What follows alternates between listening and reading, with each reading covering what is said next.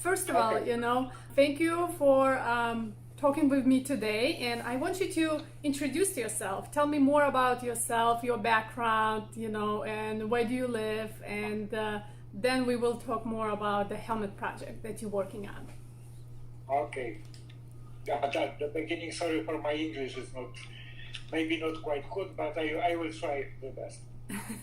So I'm living in Poland, in South City, a small city on the south, close to the Czech border, almost in the mountain. To the cable car, I have less than half-hour walk.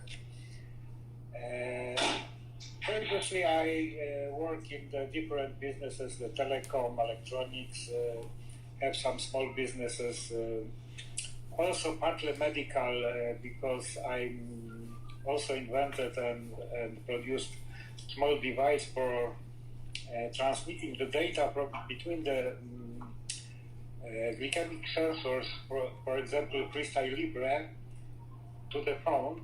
It's converting the signal from sensor to the Bluetooth and transmitting to the phone and showing, making alerts and so on. So I'm not quite new in the medical business, let's say. When the COVID, first we start with classical like all, with the shield, mask, helping local community, local hospitals. And from my personal point, at the end of last year, I was diagnosed with mantle cell lymphoma. So I started my chemotherapy in last day of previous year. I spent the new year in the hospital. A week ago, I finished the last course. So congratulations. One of the reasons was to protect myself. To deliver the shields for the patients, for the hospital, because as in all other parts of the world, the most problematic was to protect not the people, but the doctors, nurses. So when they start, they will be infected with the virus, then simply hospital will close, and I will stop my chemotherapy in that case. But fortunately, I finished it, but now we deliver every week more than 100 shields and gloves to the hospital, totally more than $1,500 already. And let's say it's a family business, because I'm sitting at home printing on the printers shields, and my wife packing it in the envelopes. My sister living outside in the other house, transfer it to the hospital. So it's work. And from my the sport activities, among the ski, like in mountains here, I'm also the diver. So some of the diving equipment can be used to protect the people. Of course, using the scuba dive equipment as a helmet or something like this is not a good idea. But helmet as a helmet, using in the hyperbaric chambers to deliver the oxygen, was a known idea for very old years, from many years ago. So I tried to adopt it. I found also your site, your group, join and start to design the helmet. And when did you find our website? When did it all started? I started it a couple of weeks ago. Back in March. It's simply searching during searching about different information. I found this group about helmet and joined. Also, my friends who are anesthesiologists, doctors, intensive therapy specialists, we discussed about possibility of use this one. So I make a few helmet testings. Just now, two of them are in the university, medical university in Wrocław. It's about 20 kilometers, 200 kilometers west from here. Probably this week, first patients will be treated with one of the last thing is the sterilization procedure. They need to adopt according to the materials used for the neck seal, the PCV, and the ring of the helmet. So, but this is not problematic on the technical issue in the department of the safety, how to use the safety for the Yeah, and I agree. There are a lot of guidelines how to clean the helmet, and it's not really difficult. It's the same like all the other respiratory equipment that is cleaned at the sterile processing in the hospital. So it's I hear what you're saying, and so. Where are the helmets are made now? Are they made in your area, or there are other companies who are jumping in on this project and helping you? No, for now it's let's say one man orchestra. What is it? Sorry. One man orchestra. Okay. It's made by me, printed here. I show you. Maybe it will. You can see the printers. This is just adjust the ring for next one. The next printers on the corner, and I'm working here on that. But the idea is to finish this design, make a proof of concept and the approvals from the medical staff. Some letters with the confirmation, so it's working and it's okay, or to change something, but finally close the design process. Then I start to discuss with the local authorities about receiving the CE approval for usage, not as a medical device, but as a protection device, the PPE. Because also from the university, the medical university, they say so. From their point of view, the helmet can be medical device, and also it's not necessary to have acceptance as a medical device from from FDA or equivalent in Poland, because they can use it not to directly treat patients, but to protect patients.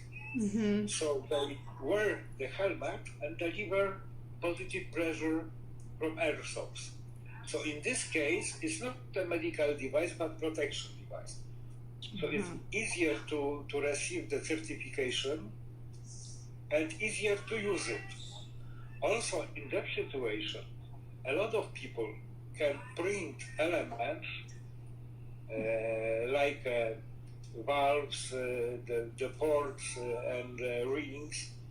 I can assemble it in the helmet, and in this moment I can put on this CE mark, because I've assembled and tested it and delivered to the hospitals. And probably very soon, I think it will take 2 or 3 weeks, all the paperwork for issue the CE mark. So at the end of the May, I think we'll be ready to deliver it to the market, rather to the hospitals, not to the market. Yes. Because the idea is, so we'll give it for free for the hospitals, because all parts are made by the community, like the shields or the masks. And maybe in the future it will be also a commercial product, but we'll see what will be in the future. So yeah, I see that you are trying to beat some time here. You know, you're trying to work faster and then get the helmet to the patient faster than the virus gets there. So by making these steps, by getting a certification as a PPE more than the treatment hood, you are able actually to get it on a patient and see the benefits of it. And you did say you tested at home, so you had all the equipment and you were able to connect. Sorry, my phone just fell. So you were able to connect all the pieces together. So that's really important because, like you said, you sending the helmets that are already tested at your house. Yeah. Mm-hmm. Yes. Test is. I've made few tests because from my point of view, I have a CPAP machine, so I can deliver constant positive pressure and use it for testing as an air source. Also, I have my own construction and design the oxygen meters, flow meters, and the manometer to measure the pressure inside. So I can fill in the helmet up to the pressure necessary. Wait a moment.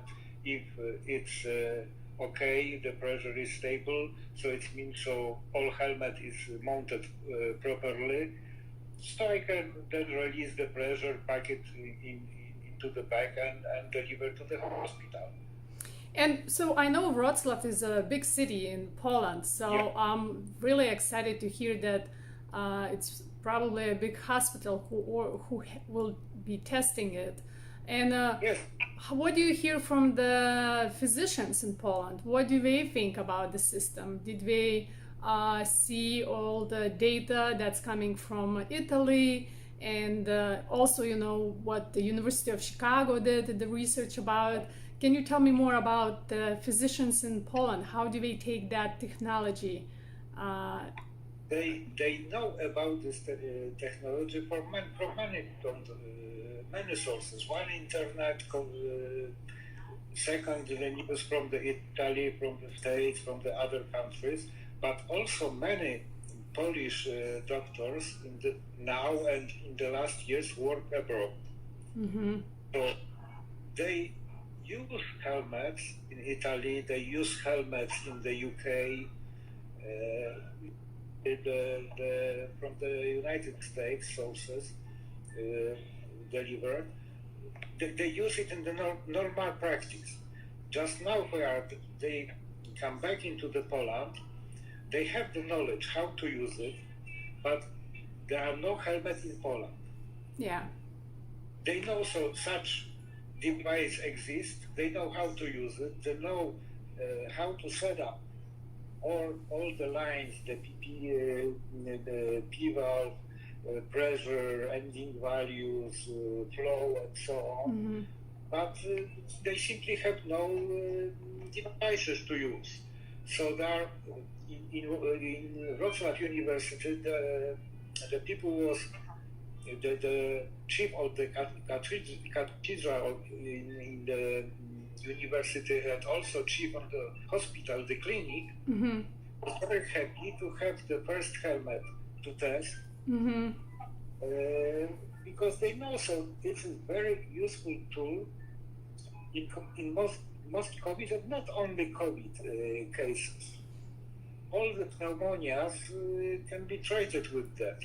Yeah. So many hospitals, many doctors know this technology, but have no helmets to use. So we try to first deliver it, maybe not fully legal at the beginning until we receive full certification for it. Mm-hmm. But just now, also according to the European regulation, and in the middle of the March, European Parliament and European Commission issue a letter to the government. So with ideas of the government and local authorities for the COVID case should little bit release certification requirements, speed up the procedures, and try to allow use testing in the period between delivering documents for opening the certification procedure and receiving final final certification. So in the case when all paper correct and before final decision, certification agencies should not make a trouble to use these devices. Yeah, well, first of all, the helmet is used only in a hospital. It's not like you can use it at home. So that's another great thing, that in a hospital you are monitored, you have professionals looking after you, they're connecting the helmet. And like you said, a lot of physicians, and I think it's very common in Europe, the helmet is not a new device to them. They used it in one or other country, or they heard about it before. So that's why this is where in US we're having a little bit more a pushback, about the helmet use, where people feel, oh, is it really safe? We have these questions, like it's normal, it is something new for them, when in Europe it's been used for 30 years or something like that, especially in Italy. So I want to ask you a question about your daughter, Carolina. So she also jumped on a project, and she contacted us. So she asked for the permission to translate our website to Polish, and definitely, she can do it. We are here to share all the information. We want to help the humanity. So tell me a little bit more about your daughter. My daughter, of course, born in Poland, but just now living in the United States, in New York, exactly in the Manhattan, a few steps from Central Park, working in the bank. And no, just now it's sitting at home. Yeah. Because New York is heart of the COVID in the US. For now, he's okay. Every day running 10 kilometers, from time to time marathons. And she, thanks to she is in the States, have a better possibility to contact with you. We start the contact beginning, and just now help me in the internet, in the website, preparing the documents, translating some of them, and organizing communication between the people. That's amazing. And this is what really is happening during this pandemic. A lot of great minds and people like you and like others that I'm in contact now. When I started the mission, we're doing it on their own time. We're doing it to make sure that everybody gets the message and everybody gets the help that they ask for. And it's amazing that, so at this moment, now you are the only one person who makes helmets in Poland. Are there any others? No, I don't know. I don't. Probably in Europe, nothing more. Not more people are interested about this issue. A lot of people working on the home production of the ventilators, from the ambu bags, blowers. There is a huge community working on this, but on the devices like helmets, I don't think so many people are involved in this. At least I don't find nothing similar around. Yeah, well, and it's understandable, because at the beginning the clinicians thought that early intubation was the way to treat these patients, but now again and again we can hear from the front line that no, you want to make sure that you give the non-invasive ventilation for these patients and try to avoid the intubation as much as possible. And this is changing like every day, the message that we're getting. But again, this message is getting stronger and stronger, that try to ventilate and give the oxygen to patients without intubating them as long as you can. definitely, it may change, and for some patients it will change in 1 or 2 hours, and then they end up being on a ventilator. But again, it's a great way to give that, chance for the patients to avoid intubation. And it's about what Italian is saying, it's about 20-30% of their COVID patients who benefit from the helmet ventilation, and we end up staying on it for about 2 weeks. So that's a long time. But I'm wondering what the numbers will be,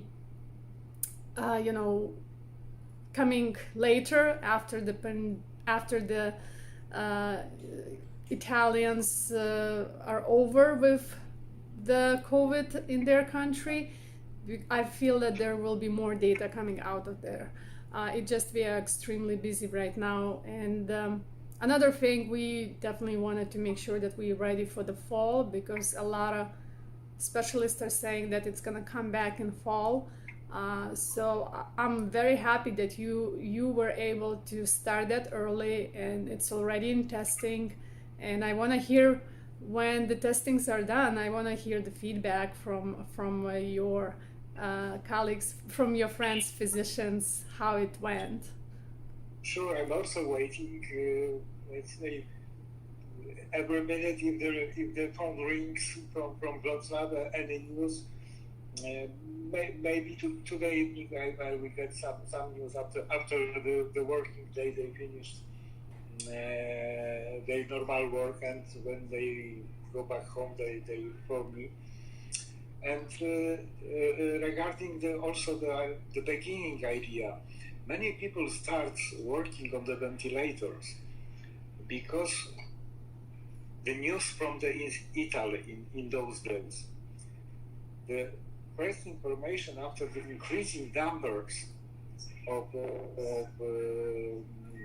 serious cases was, so there are too little ventilators. Mm-hmm. So the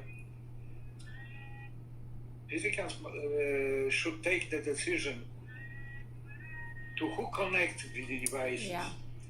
So everybody knows, so people man is not a god, cannot decide you can live and you cannot live. I can connect you, I cannot connect you. So everybody start to help to increase the number of the ventilators. But in fact, there is not good way to solve this problem, because better way is like with the non-invasion ventilation, to decrease the necessity of use the ventilator. Yeah.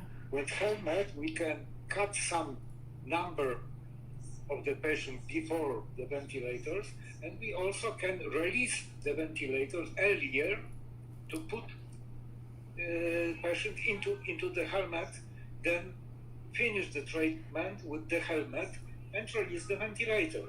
Yeah. In that way, we don't need so many devices in the middle. In fact, in Poland, there was expectation, so we will have the bigger amount, like in Italy's type, but for today, the curve is very flat. So probably we will have a time with relative high amount of cases, but there will be no peak. So we will have no such situation that we have more people than the places in the hospitals. Still, we have free ventilators, we have free places in the hospitals, not many, but still free, mm-hmm. And the curve is rather flat. I think it's due to very strict separation, closing restaurants, closing schools, and so on, working with the mask, people sitting at home. Of course, it's bad for the economy, because a lot of companies have a trouble, a lot of people have a trouble. But for the public health, it's rather good. Yeah, and it's, I really, really hope that in your country, or any other country who did the social distancing, and and we see the curve is getting flat, that we will not be doing that really terrible triaging where we need to decide who's getting ventilator and who is not. And this is when I hear from Italians, when they needed to make that decision every day, it is psychologically very hard, and it will leave a big damage in their their soul, because just imagine what it's like. And like you said, we're not gods to make that decision, but unfortunately, because of this pandemic, this is where some of the physicians end up making terrible, hard decisions like that. So, and again, I'm going to repeat myself. The non-invasive ventilation via helmet is definitely superior than others that we have there, like high flow nasal cannula or the face mask. And when we hear that these patients using them for 2 weeks, so it is very important to understand that it should be comfortable for the patient. And from all the studies that were done in Italy and in US, it shows how it is more comfortable for the patients. So thank you so much. Do you want to add anything else to this interview? Yeah. You said in my country, I think it's only part of the truth, because my country is also your country. Not very long ago, the Vilna and Warsaw was one country. Mm-hmm. So our roots are in the same place almost. Yes, Lithuania and Poland, we have a long history together. Yeah. Thank you very much. So I'm very happy, when I saw my neighbor Poland working so hard on this project and actually being very successful. So you are a great example to other countries around the world who are still just maybe thinking about the helmet ventilation or trying to buy the helmets. Again, you were able to make it happen in your studio, in your 3D printing, room. You were able to make a change from your house. So there so other countries, other people around the world, we have to learn so much from you, and don't give up and make it happen. Yeah, all documentation starting to be available on the web page, so everybody can download it. Google Translator works perfectly, so it's very easy to translate in any language, and everyone can produce it. Yeah, so you are sharing your 3D printing design. All documentation on is or will be soon available on the website to download, to translate, and everybody can use it. That's amazing. Especially we start to think about Africa, because there are a lot of people, no testing. So, but the virus is like in global village. Yeah. If it's in China, in Europe, in America, so in Africa exists also. People dying, but dying from unknown sources and unknown reason, because they are not diagnosed. Yeah, you're right, and southern hemisphere is actually facing the flu season, because the fall is coming there. We are getting we now will be more in we're going to the summer, so that's good, so the people have a better better immune system. We can go outside. So I hope that virus will be not so aggressive here in this part of the world, but definitely the others, like you said, Africa or Latin America, we are facing it, and we already have patients. And I know that also small groups like and individuals like you we are already working also on a helmet design and its production in those countries. Yeah. Well, thank you so much. So I'm gonna finish my interview now, and I will wait for your updates, so I can put it later in this same article. Thank you very much. So I'm not gonna disconnect yet. So actually, when you said that you live, so I used to live in Poland a little bit. So ja rozumiem troszeczkę po polsku, but very troszeczkę. To bardzo dobrze. When I was a child, I used to live in Olawa. Olawa. That's not far away from Brzeg. You know where Brzeg, and then Wrocław is also in that area. It's exactly in the middle between Bielsko, where I live, and Wrocław. Okay, so and then I did spend a little bit time in Legnica. That's even closer to the border. Yeah, close to the German border. A lot of Russian armies was in the. So my dad actually got the Russian army out of these places. So he got the Russian army out of Olava, and then out of Legnica. Uh-huh. And then he retired. He was done with this.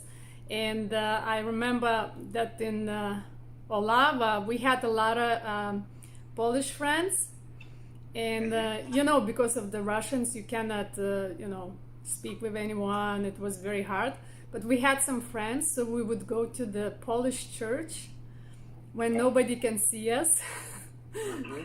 So and then even we did celebrate at Christmas, where it was so against all the rules in Soviet Union. So we would go, late in the evening. We would go to their house and we would celebrate Christmas together. Then we would go to the church. And then I just remember that my mom and dad would tell me, like, don't tell anyone that you did it. But these are great memories that I remember from being in Poland. And I had a lot of friends there. But, as a child, we didn't have Facebook at that time, so I don't even know where we are now. No. And you live in the United States long time? So I live in Chicago now, and I came here in 2001. I forgot. Anyway, long time ago. But I did study nursing at the Vilnius University. And then when I came to United States, I wanted to get my nurse practitioner degree here. So it's like master's in nursing. And then I ended up working at University of Chicago. I was and always worked in the medical ICU. So ICU is my passion. Yeah. And then I was a patient care manager. So that was interesting. Where you have to take care of all the unit, all the nurses, all the patients. It was a lot of stuff. And then I completed my nurse practitioner degree, and that's where I wrote my paper about the helmet use. And I still remember all these people sitting in a class when I did my presentation. We're like, what is it? What do you mean? So I got really weird questions, I can tell you, because they were asking me questions. So how do you measure, like, how much, what's the pressure, plateau pressure in the lungs and all this kind of stuff. And I said, well, you don't measure, you just ask the patient, are you okay? and we're like, what? You just ask the patient, like, yes. So this is the benefit of the helmet, that the patient is awake, alert. You don't have to it may be nice to have these numbers, but this is where you can actually ask the patient, how are you feeling? How is your breathing? Are you feeling lightheaded? Are you, getting tired or something like this? So this is why in US they're looking at me like, oh, this is a weird stuff. Because everybody likes their technology, Yeah, it's quite different approach. Yeah, so I'm very glad that I was able, it just destiny. It happened that I was at University of Chicago. I saw the helmets, I saw the benefits of it, and now was just the timing when I figured, you know, the best way to help the humanity actually just spread the news, spread, you know. And since we started, now we have 4 manufacturers in US, and so 2 of them already waiting for the FDA approval. But again, like you said, it may take so much time to do it, and I don't know. Right now, actually, helmets are leaving US. So from these companies that are waiting for the FDA approval, we're sending helmets to Spain, to Ukraine, to even South Africa already asked.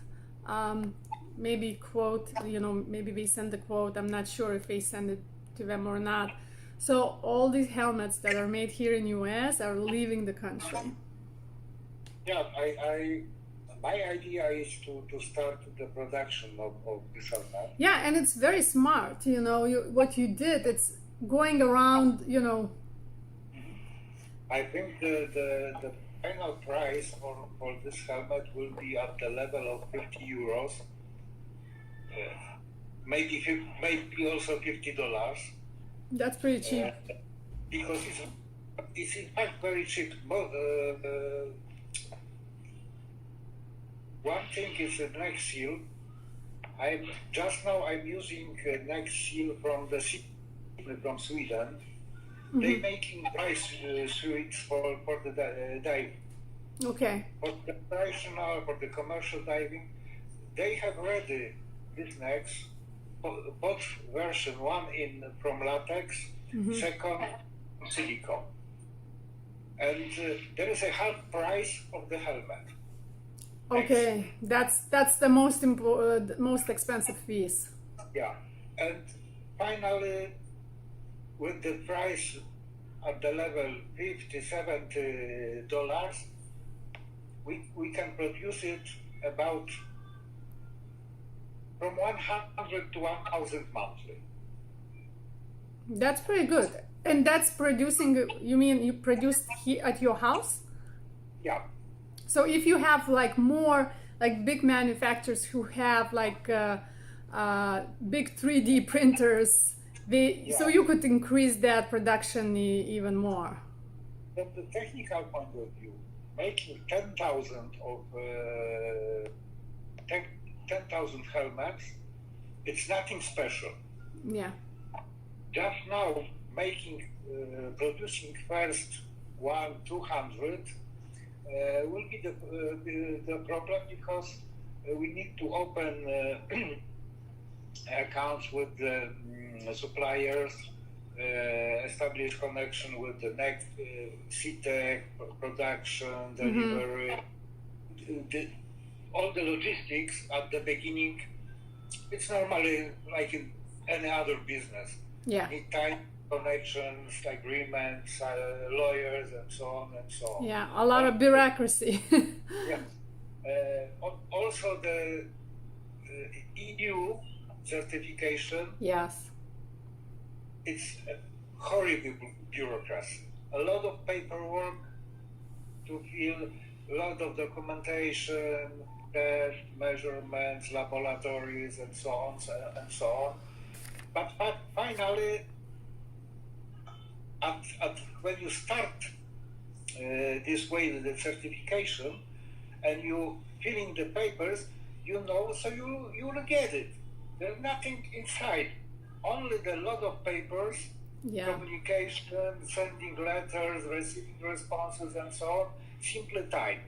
Yeah, you have to be very patient with that. So when I asked them how long it will take, the answer was normally half a year. Just now we can little speed it up. Maybe we'll make it 1.5 months. So it will be quite good effect if I receive CE mark for the helmet in June. Nice. Because in June we can officially deliver it, no measure, for money, without money, but with the CE marking, so every will use it, no certification. He is safe from the legal point of view when using. But other field of application is a classical PPE, not in the hospitals and maybe also in the hospitals, but for the people who need protection. Because, for example, we have special hospitals for COVID Patients, yeah. dedicated. And inside there are a lot of equipment. This hospital is closed like a quarantine. Nobody in, nobody out. Yeah. So what happened if ventilator, USG or tomography computer will fail? The technical from the company outside need to go and repair it. So when he enter inside, he's locked for 2-week quarantine. Yeah. Because he cannot leave outside without the confirmation, so he is clear or not. And he need to wait at least 2 weeks. Yeah. Inside. So nobody wish to go and repair even the toilet inside. It's understandable. A lot of people even afraid to go to see their doctor when we really have to see it for other reasons, not COVID. So in that case, he can put the helmet on his, connect the blower with the small accus, go inside, repair, and go outside. And he is clear, because the person is in isolated environment inside the helmet. The filter is outside for the exhaling. Blower who may deliver the air inside have also the filter. Yeah. So the atmosphere is clear for him inside the helmet.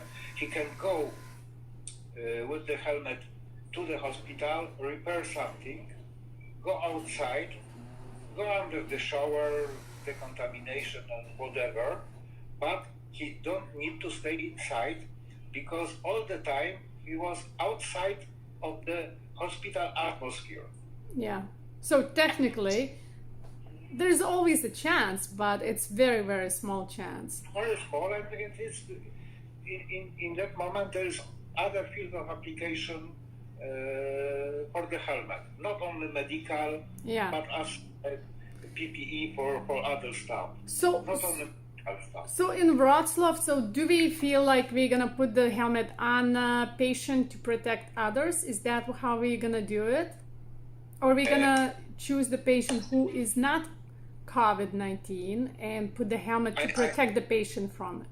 I don't know exactly if the helmet just now will be used on the patient with the COVID or with not COVID. Okay.